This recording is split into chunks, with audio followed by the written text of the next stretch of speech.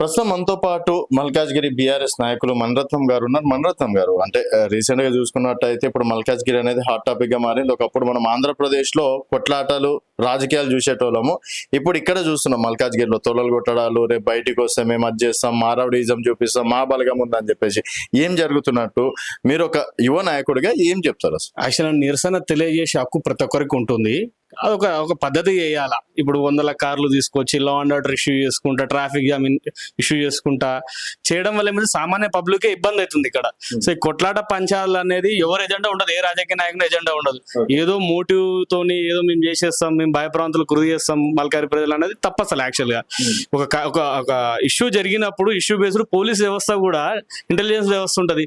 అరే ఇట్లా జరుగుతుంది అన్నప్పుడు వాళ్ళు ప్రొటెక్ట్ చేయాల్సిన అవసరం ఎంతైనా ఉంటది. కానీ ఇక్కడ ఫెయిల్యూర్ మనం కంటికి కనబడి క్లియర్ గా అనిపిస్తుంది. ఇప్పుడు అవతల వ్యక్తులు వస్తుంటే వాళ్ళని అడ్డుకోవడం, పోలీసులు బందోబస్తు పెట్టడం, వాళ్ళ ఇళ్ళ దగ్గర పోలీసులు పెట్టడము, వీళ్ళు వస్తేనేమో విత్ ప్రొటెక్షన్ తోని తీసుకొచ్చి రోడ్లు మీరు అక్కడ చూసే వీడియో క్లియర్ గా కనిపిస్తుంది.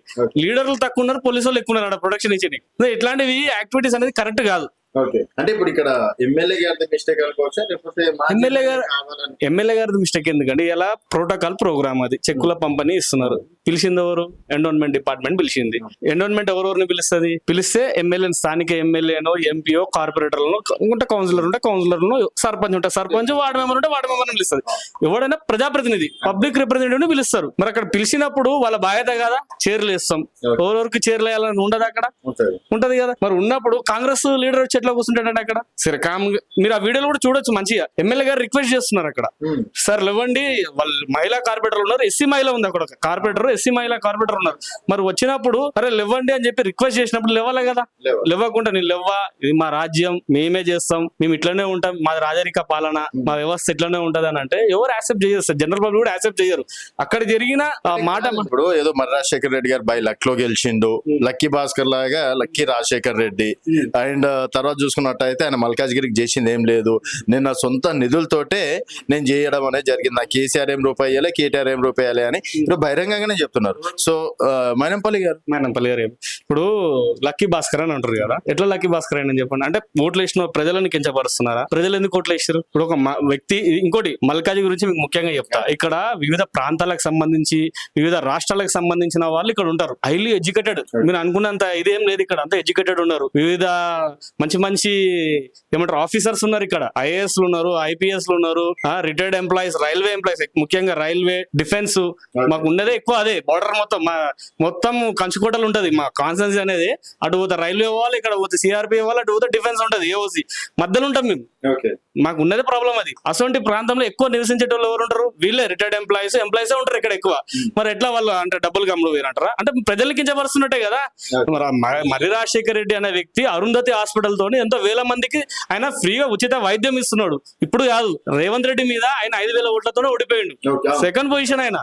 ఆ రోజుకి ఆయన గెలిచినట్టు ఇలా రేవంత్ రెడ్డి అనేటువంటి రాజకీయ భవిష్యత్తే లేదు. ఇది అన్న తప్పసలు, అట్లా మాట్లాడమే తప్పసలు. అంటే ఒక వ్యక్తిని విమర్శించే ముందు మనం ఏందన్నది కూడా చూసుకోవాలి. అక్కడ పబ్లిక్ ఎందుకు కూడా కొట్టింది కాదు, ఎట్లయితుందండి మైనంపల్లి కంచుకోట అయితే గెలవాలి కదా. 50,000 మెజార్టీ ఎట్లా వస్తుంది?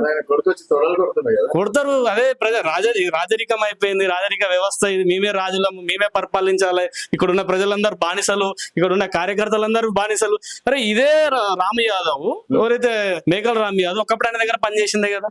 మరి నువ్వు ఆయన ఉన్నప్పుడు ఆయన కింద పనిచేసినానే కదా. మరి ఆ మాత్రం మానవత మనం ఉండాలి కదా. నువ్వు పార్టీ మారని చెప్పి ఆయన మారలేడు, మారినంత మాత్రంలో కొడతారా? అంటే ఇది వ్యక్తిగతంగా పోవద్దనేది. ఇవాళ రాజకీయంలో శత్రువులు మిత్రులు ఉండరు వాస్తవానికి. అట్లా అని చెప్పి పర్సనల్ గా తీసుకొని నేను భయభ్రాంతులు గురి చేస్తానంటే తెలంగాణ బ్లడ్ లోనే ఉంది తిరుగుబాటు, తెలంగాణ బ్లడ్ లోనే ఉంది. రజాకర్లతో కొట్టినాం, పట్వార వ్యవస్థలను ఇది చేసినాం, తరిమినాం, అన్ని ఉన్నది. ఇది పెద్దదేం కాదు, మేమే చేస్తామేమంటే ఏదో ఒక రోజు ప్రజలు కూడా తిరగబడతారు. ఆల్రెడీ మల్కారీలో ఒక ఫీలింగ్ వచ్చేసింది వాస్తవానికి. ఎవడో బయట నుంచి వచ్చి ఇక్కడ తోడలు కొట్టుడు రెచ్చిపోతా అంటే ఊకోరు. ఆల్రెడీ అలా దెబ్బలు తిన్నదంతా కూడా బహుజన బిడ్డలే కదా, బీసీ బిడ్డలే తిన్నారు. ఇలా కొట్టింది రెడ్డిలే కదా. అది ఎట్లా మేము యాక్సెప్ట్ చేస్తాం? 100% రాజరిక పాలన అనేది తెలంగాణలో నడవదు, గుర్తుపెట్టుకోండి. ఎప్పుడైనా ప్రజల బ్లడ్ లో, తెలంగాణ ప్రజల బ్లడ్ లోనే ఉన్నది తిరుగుబాటు అనేది ఉంటది. తప్పకుండా దీనికి భారీ మూల్యం చెల్లించుకుంటారు. ఎప్పుడు పక్కకు ఉంటది, 100% ఉంటది, భారీ మూల్యం చెల్లించుకుంటారు. కాకపోతే ఏంటంటే ఒక 2 రోజులు లేట్ అవుతుందేమో, 2 సంవత్సరాలు లేట్ అవుతుందేమో. ఎవరికి అధికారం శాసనం కాదు కదా. ఇలా నీది ఉండొచ్చు, రేపు ఇంకో రోజు ఉంటది కదా. తప్పకుండా కర్మ ప్రతిఫలం అనుభవించాల్సింది ఎవరైనా కానీ.